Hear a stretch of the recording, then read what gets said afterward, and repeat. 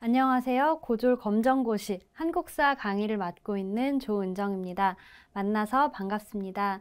저희 오늘은요, 2022년도 제2회 기출문제 함께 풀어보도록 하겠습니다. 1번입니다. 다음에서 설명하는 유물은 이라고 했는데요. 제가 항상 말씀드리듯이 선사시대 문제 꼭 하나씩은 출제가 됩니다. 그리고 이 선사시대 문제는요. 구석기, 신석기, 청동기, 철기를 구분하는 유물 유적이 나온다고 했습니다. 그래서 1번 같은 경우는요. 구석기 시대를 대표하는 뗀석기 찾아보라는 문제입니다. 그리고 사냥을 하거나 가죽을 벗기는 용도로 사용합니다. 이건 뭐죠? 정답 1번 주먹도끼 되겠습니다. 여러분 교재 보시면요. 여기 그림도 함께 나와 있는데요. 주먹도끼 이렇게 손에 잡기 쉽게 생겨서 끝에가 뾰족하게 생겼죠. 그래서 사냥도 하고 가죽도 벗기는 다양한 용도로 사용했던 구석기 시대의 기준으로 봤을 때는 굉장히 발달된 도구라는 거 기억해 주시면 좋겠습니다. 나머지 보기도 볼까요? 이불병좌상, 그러니까 부처 두 분이 같이 있는 요 병좌, 그러니까 나란히 앉아있는 요거 같은 경우는요. 발해의 유물입니다. 그래서 요거는 선사시대 유물 아니고요.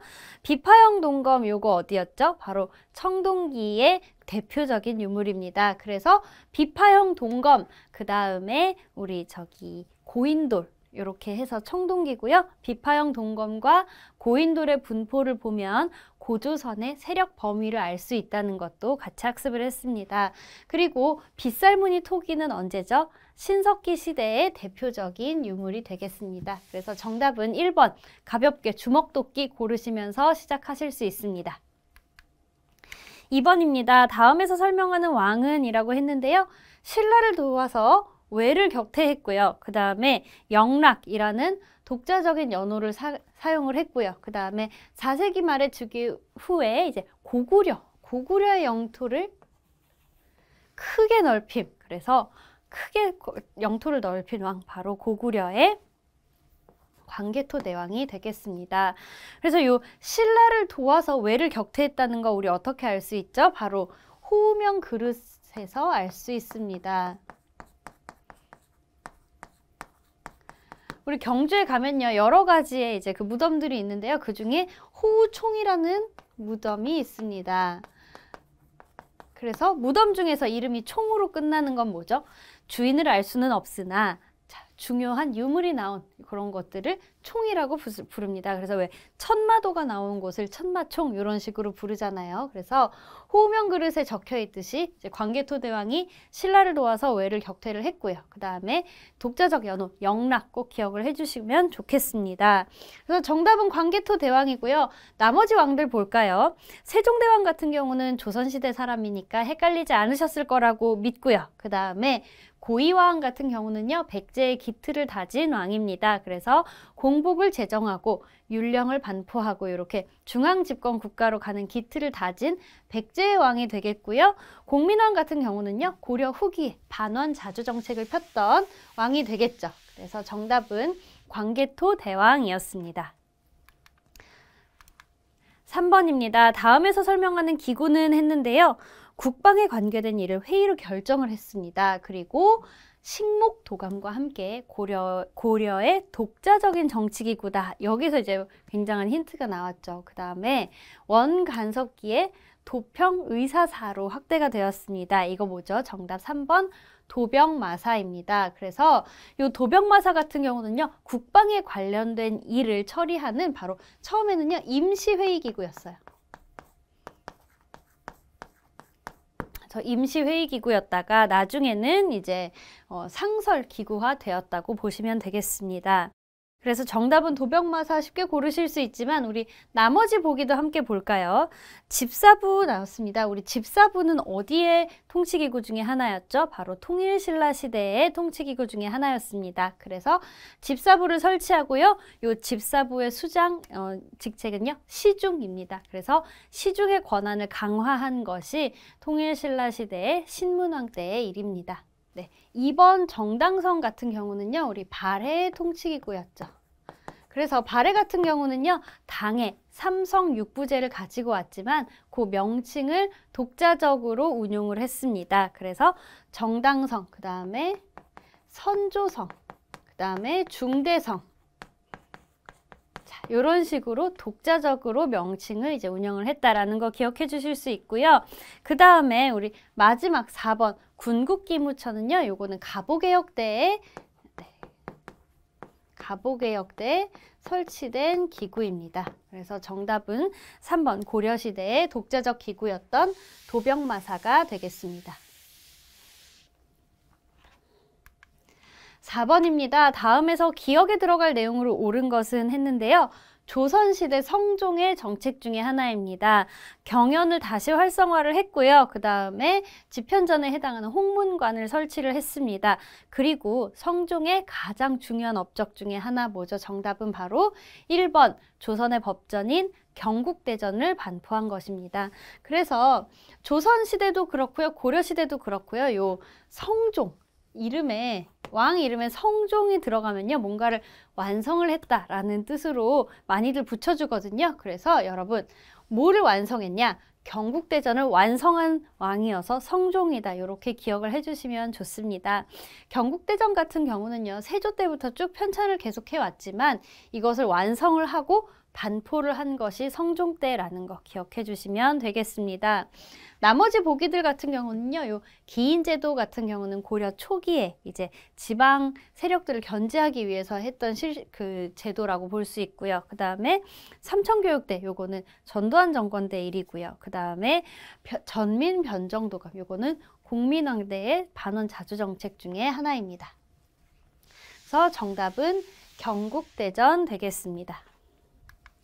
5번입니다. 다음에서 설명하는 문화유산은 이라고 문제가 나왔는데요. 요새 문화유산 문제 꽤 자주 나옵니다.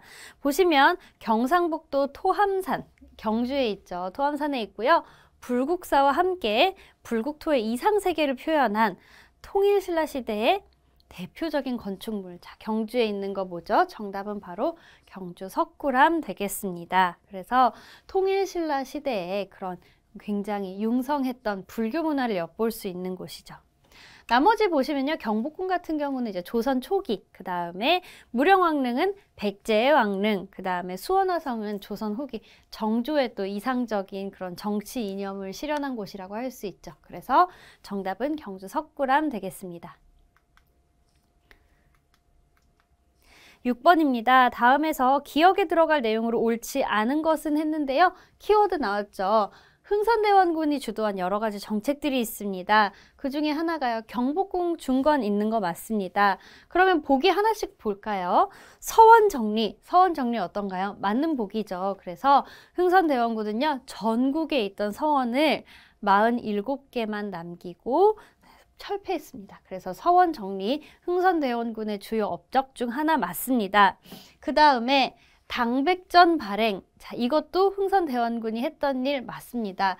이 당백전 왜 발행했나요? 바로 경복궁 중건을 해야 되는데 돈이 없는 거죠. 그렇기 때문에 이제 돈을 막 찍어낸 거죠. 안타깝게도 흥선대원군은 그 경제 시스템에 대한 이해는 좀 부족하셨던 것 같아요. 그래서 우리가 땡전 한 푼 없다라고 말하는 것이 바로 요 당백전인데요. 그래서 돈을 너무 많이 찍어내는 바람에 이제 최악의 인플레이션이 일어났다라고들 합니다. 그래서 요것도 흥선대원군이 주도한 정책이 맞기는 맞습니다. 실정이긴 하지만. 그리고 호포제 시행이 있습니다. 호포제 뭐죠? 우리 조선시대 후기에 가면 이제 삼정의 문란이라고들 많이 표현을 하는데요. 그 중에 하나가 바로 군정이었습니다. 그러니까 지금으로 따지자면 이제 군대를 가는 걸 말을 하는데요. 예전에는요, 요 군정을 개개인에게 매겼어요. 그런데 이 호포제는요, 요 군포 자체를 집집마다 매기는 것이 골자입니다. 이렇게 되면 어떻게 되냐? 집을 가지고 있는 양반들에게도 군포를 부과할 수 있게 되는 것이죠. 그래서 백성들의 좀 부담을 줄여주고자 했던 것이 바로 이 호포제 되겠습니다. 하지만 마지막 보기. 자, 훈민정음 창제. 이거야말로 대한민국 국민이라면 아셔야겠죠. 자, 훈민정음 창제한 거 누구죠? 바로 조선 전기의 세종대왕의 업적이죠. 그렇기 때문에 흥선대원군이 주도한 정책에서는 답이 될 수 없습니다. 그래서 이 문제 자체의 답은요, 4번 훈민정음 창제 되겠습니다. 7번입니다. 다음에서 설명하는 화폐는 이라고 했는데요. 조선 후기 화폐라고 했습니다. 그래서 17세기 말에 전국적으로 유통이 됐고요. 또 물품 구입, 세금 납부 이런 식으로 쓰인 거 뭐죠? 바로 상평통보 되겠습니다. 정답 3번이고요. 나머지 보기 볼까요? 우리 호패는 뭐죠? 조선시대 남성들의 신분증이었고요. 그 다음에 명도전 같은 경우는요. 이거 선사시대 때 나왔습니다. 그 중에서도 언제냐? 바로 철기. 철기 시대의 유물이라고 볼 수 있습니다. 그래서 명도전, 오수전, 반량전 이런 이제 화폐들이 쓰였다는 거 알 수 있고요. 그 다음에 마지막으로 독립공채, 요거는요 대한민국 임시정부에서 재정 확보를 위해서 발행했던 공채 되겠습니다. 8번입니다. 다음에서 기억에 해당하는 지역 묻는 문제인데요. 자, 군사 전략의 요충지래요. 그리고 고려시대 때는 몽골의 침입을 피해서 자, 여기를 수도로 정했고, 그 다음에 조선시대는 이곳에서 병인양요도 발발했고요. 그 다음에 신미양요도 발발을 했습니다. 어디죠? 바로 우리나라 서쪽에 있는 섬 강화도가 되겠습니다. 정답 1번이고요. 자, 요때 몽골의 침입을 피해 이곳으로 수도를 옮겼다고 했잖아요. 그래서 우리나라의 중요한 유산인 팔만대장경도요. 제작된 것 자체는 강화도였습니다. 지금은 경남 합천 해인사에 보관이 되고 있지만요. 이렇게 해서 정답은 강화도였습니다. 9번입니다. 다음에서 설명하는 신문은 이라고 했는데요. 한글판과 영문판으로 간행이 됐고요. 서재필 등이 이제 정부의 지원을 받았고, 그 다음에 국민을 계몽하고 국내 사정을 외국인에게도 전달한 거, 이거 뭐죠? 바로 독립신문 되겠습니다. 그래서 이 독립신문 같은 경우는요, 1896년에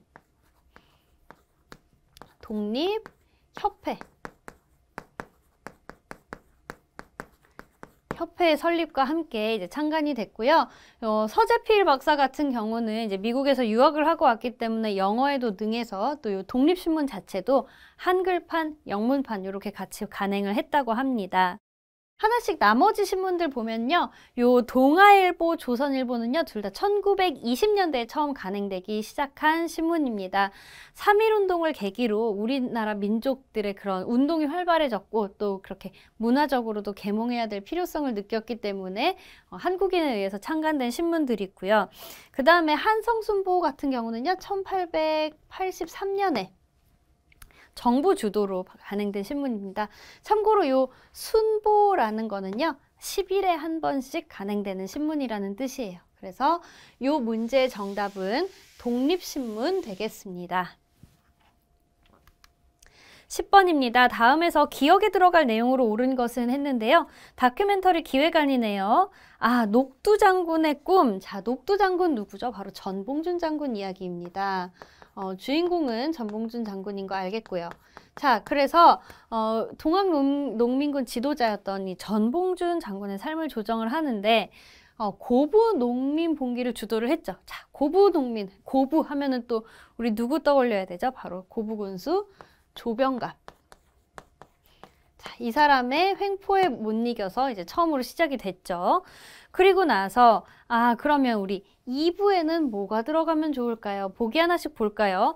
거중기를 제작하다. 자, 이거는 누구 얘기죠? 바로 정약용이 수원화성을 지을 때 제작했던 것입니다. 그 다음에 신민회, 우리 신민회 기억하시나요? 1907년에 항일 비밀 결사단체였고요. 서울에서 조직이 되었고요. 요 신민회의 그 주요 인물은 바로 도산 안창호 선생님이셨습니다. 그래서 요 동학농민운동과는 관련이 없고요.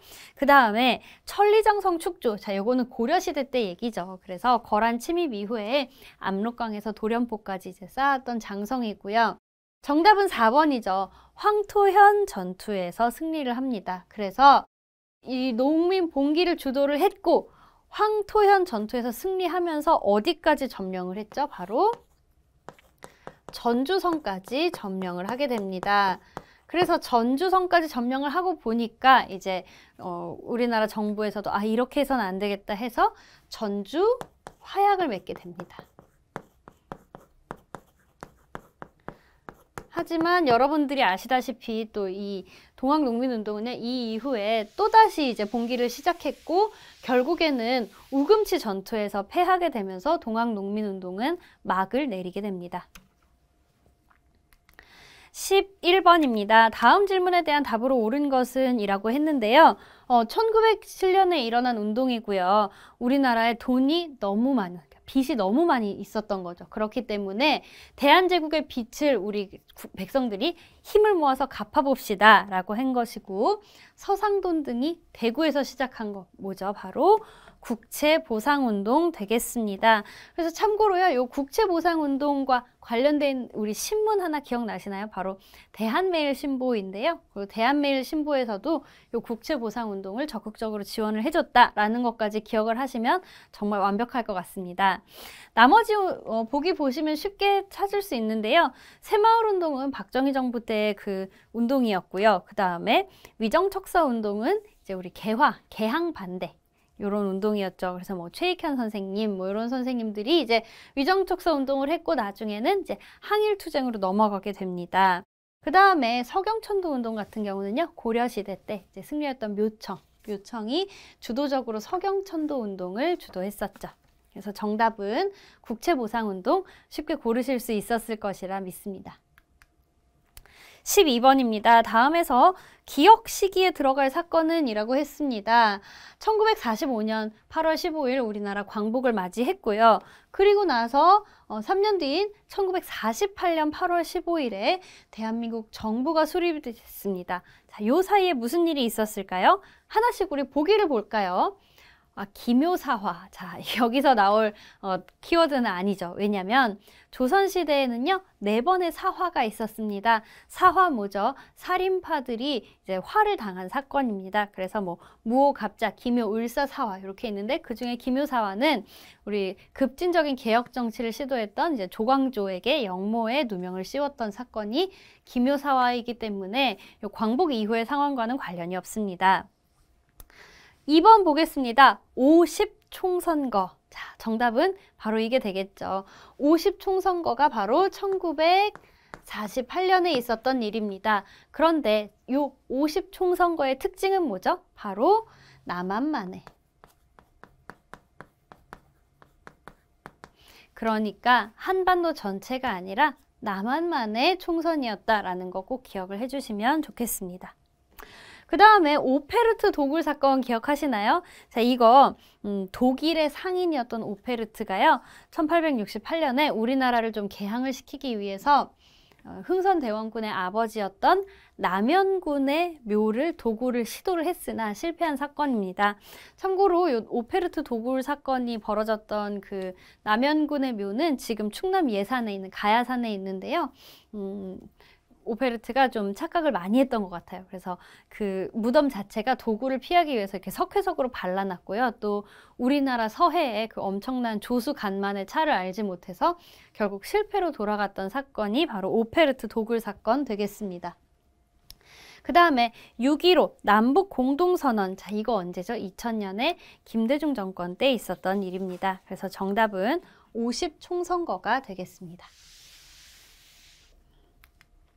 13번입니다. 다음에서 설명하는 일제 식민정책은 했는데요. 자, 1910년대 무단통치 시기죠. 일제가 시행한 경제정책으로 토지 소유권자가 정해진 기간 내에 직접 신고하여 소유지로 인정받는 신고주의 원칙에 따라 진행되었다. 이게 무슨 이야기냐면요. 내가 내 땅을 가지고 있어도요. 일제에 신고하지 않으면 하루아침에 땅을 빼앗길 수 있었다는 의미입니다. 자, 요 일제 식민정책 뭐죠? 바로 토지조사 사업 3번이 되겠습니다. 그래서 요때 설립했던 게 뭐라고요? 바로 동양척식 주식회사 되겠습니다. 나머지 보기 보시면요. 균역법 같은 경우는 조선 영조 때 이제 그 군역을 1년에 군포 한 필로 줄여주었던 정책이고요. 그 다음에 노비안건법은 고려시대 광종 때 이제 안건을 강화하기 위해서 원래 양인이었다가 노비가 됐던 사람들의 신분을 회복시켜 준 것입니다. 그 다음에 경부고속국도 개통은 박정희 정권 때의 일입니다. 그래서 정답은 3번 토지조사 사업 되겠습니다. 14번입니다. 다음 대화 내용에 해당하는 단체는 했는데요. 1920년대에 있었던 단체네요. 그런데 비타협적 민족주의자들과 사회자들이 협력을 했대요. 이거 뭐죠? 바로 민족유일당 운동의 일환입니다.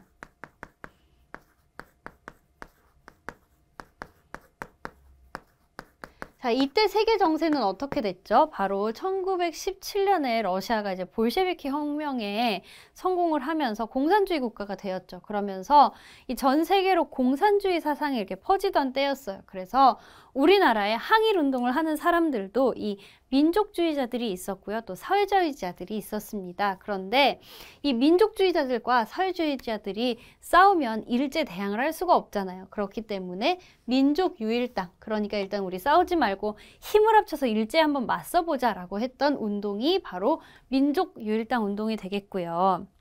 그래서 광주학생 항일운동이 일어나자 진상조사단을 파견하기도 한 것, 바로 이거 정답 신간회 되겠습니다. 그래서 1920년대 단체 중에 정말 중요하게 자주 출제되는 단체가 되겠습니다. 그리고 제가 헷갈리면 안 된다고 했던 거 꼭 구분해서 기억해야 되는 거 바로 신민회입니다. 신민회는 언제였죠? 바로 1907년에 도산 안창호 선생님이 서울에서 조직했던 그 비밀단체였습니다.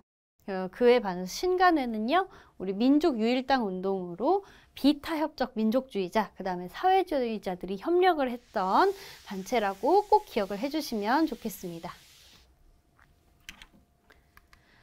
15번입니다. 다음에서 설명하는 사건은 이었는데요. 자, 1919년 그리고 일제강점기 최대 규모의 민족운동, 여기까지만 들으셔도 여러분 문제 답 고르실 수 있어야 됩니다. 그리고 일제 통치 방식이 바뀌는 계기가 됐고요. 그 다음에 대한민국 임시정부 수립에 영향을 준 거 바로 3.1운동 되겠습니다. 지금도 우리는 매년 3월 1일을 국가 공휴일로 지정해서 기념을 하고 있죠. 그렇기 때문에 3.1운동 쉽게 고르실 수 있었을 것이라고 믿겠습니다. 나머지 보기도 볼까요? 제주 4.3 사건은요, 우리 남한만의 단독정부 수립을 반대하면서 제주도에서 있었던 사건이고요. 임술농민봉기 뭐였죠? 바로 조선 후기에 밀란의 시작을 알렸던 농민봉기 사건입니다. 12.12 군사반란 같은 경우는요, 1979년에 전두환을 비롯한 신군부 세력의 쿠데타였습니다. 16번입니다. 다음에서 기억에 들어갈 내용으로 옳은 것은 했는데요. 가보개혁에 대한 질문이네요. 자, 그러면 1894년부터 추진이 되었고요. 그렇다면 여기서 가보개혁의 특징을 한번 골라볼까요? 자, 하나씩 볼까요? 별무반이 창설되었습니다. 자, 요거는요, 우리 고려시대 때 이야기고요. 신분제가 폐지되었습니다. 요게 정답이죠. 그래서 가보개혁의 가장 중요한 특징 중에 하나가 신분제 철폐, 과거제 철폐가 되겠습니다. 그 다음에 척화비 같은 경우는요, 흥선대원군의 통상수교 거부 정책이 있고요. 세도정치 같은 경우는 조선시대 후기의 일입니다. 그렇기 때문에 정답은 신분제가 폐지되었습니다. 되겠습니다. 17번입니다. 다음 밑줄 친 기억에 해당하는 것은 이라고 했는데요. 황국 신민화 정책, 그러니까 일제의 그 통치 시기 중에 마지막 시기가 되겠습니다. 그래서 전쟁에 효율적으로 동원하고 또 일왕에 충성하는 백성으로 만들고자 했습니다. 그래서 이 황국 신민화 정책에서의 키워드 뭐가 있을까요? 바로 내선일체론, 뭐 이런 것들이 있었습니다. 내선일체론 무슨 뜻이냐? 일본인들은 본인들을 이제 내지라고 불렀거든요. 그래서 내지 사람과 조선 사람은 하나다라는 이런 내선일체론이 있었고요. 우리 민족의 정신을 완전히 없애려는 또 민족 말살 정책도 펼쳤습니다.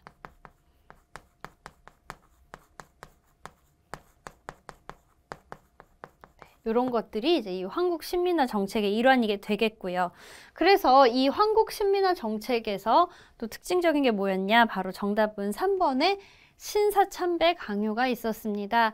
지금 서울의 남산에 예전에 신사가 있었다고 하는데요. 거기서 이제 신사참배를 강요했던 것이 바로 한국신민화 정책의 일환이었습니다.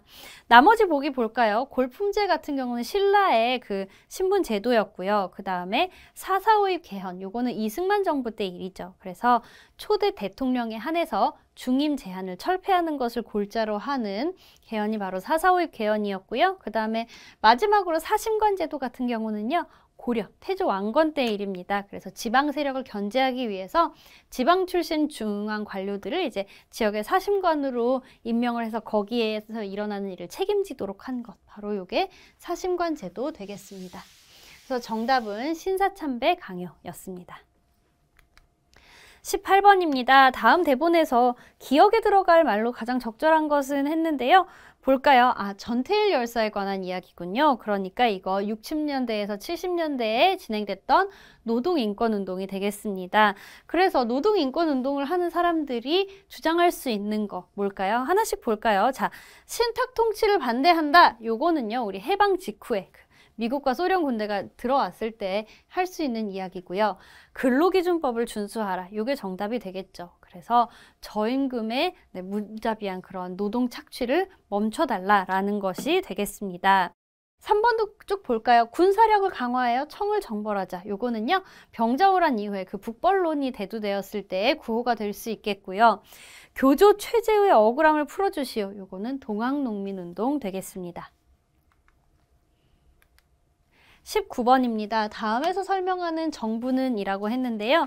이 현대사 파트 같은 경우는요. 각 정부별로 좀 키워드들을 정리를 해두시면 이런 문제 굉장히 쉽게 푸실 수 있습니다. 그래서 금융실명제, 지방자치제, IMF 딱 요거 3개 들으시면요. 여러분 김영삼 정부 바로 고르실 수 있어야 됩니다. 나머지 정부들도 좀 키워드 뽑아볼까요? 박정희 정부 같은 경우는요. 새마을운동, 경부고속도로, 경제개발 5개년 계획, 그 다음에 베트남 파병 이런 것들이 있을 수 있고요.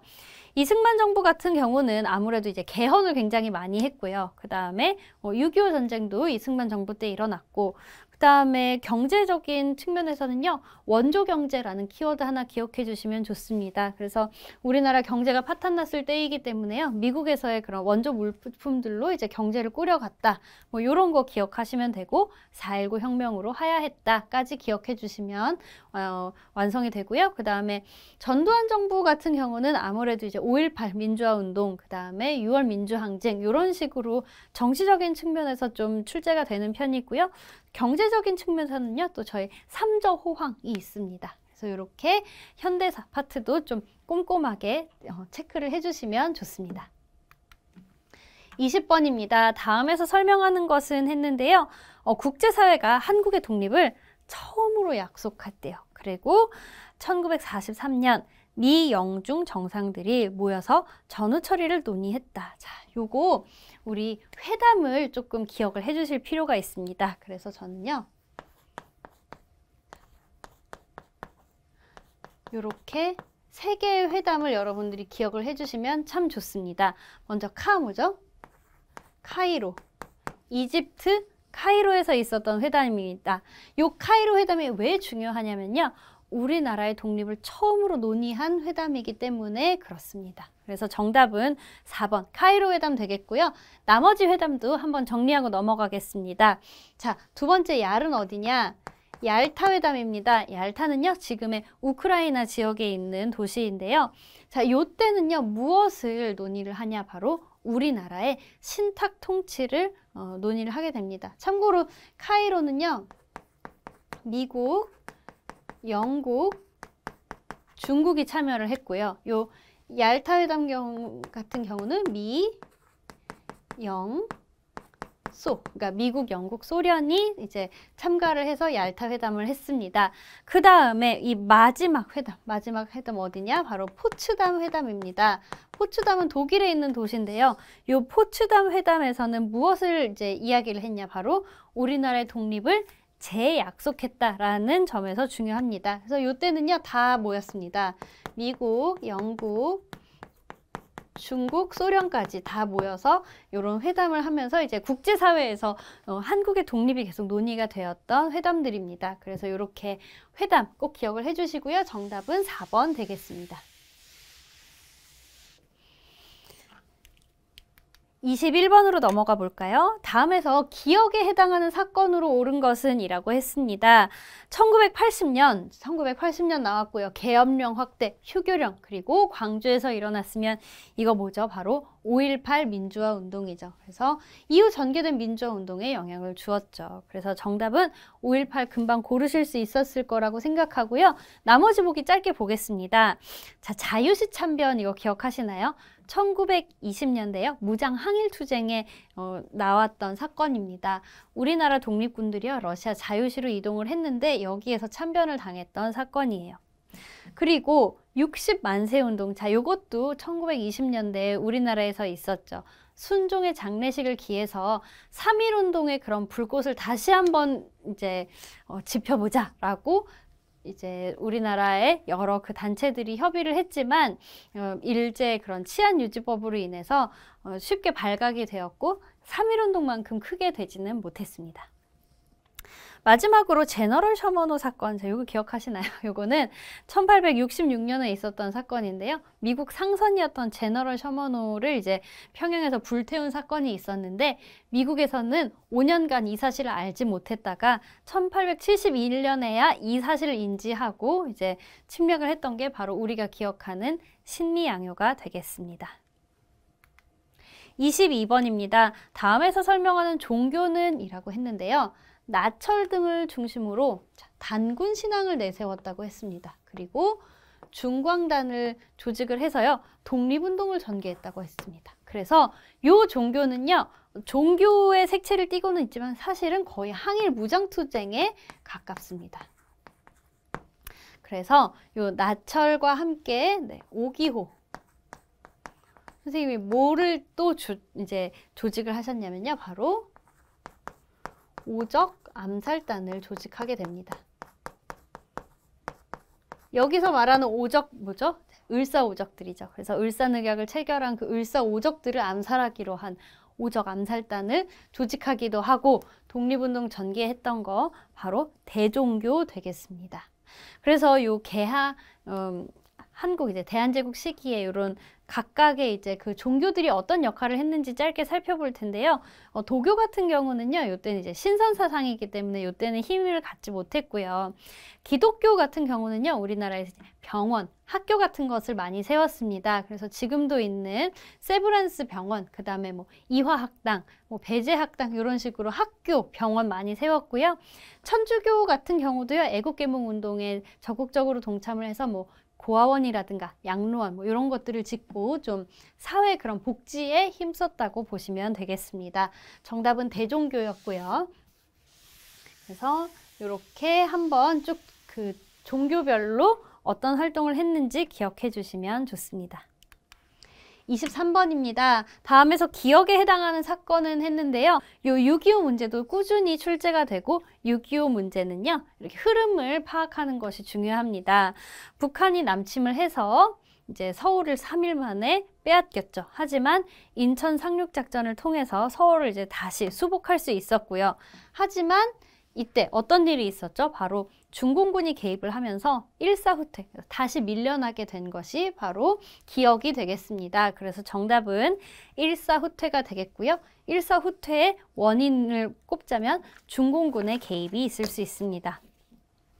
나머지 보기도 보시면 명량대첩 같은 경우는 이제 임진왜란 때의 전투였고요. 무신정변은 고려시대, 그 다음에 아관파천은 이제 명성황후 시해 이후에 고종이 러시아 공사관으로 피신했던 사건을 말합니다. 정답은 1번이었습니다. 24번입니다. 다음에서 설명하는 단체는 이라고 했는데요. 만주에서 김원봉 등이 주도를 했고요. 그 다음에 신채호의 조선혁명선언을 활동 지침으로 삼은 거, 이거 뭐죠? 바로 의열단입니다. 이거 꼭 기억해달라고 제가 수업 시간에도 말씀해드린 적이 있었는데요. 만약에 의열단이 잘 기억이 안 나셨어도요. 나머지 보기를 보면 이건 아니구나 라는 거를 아실 수 있었을 거예요.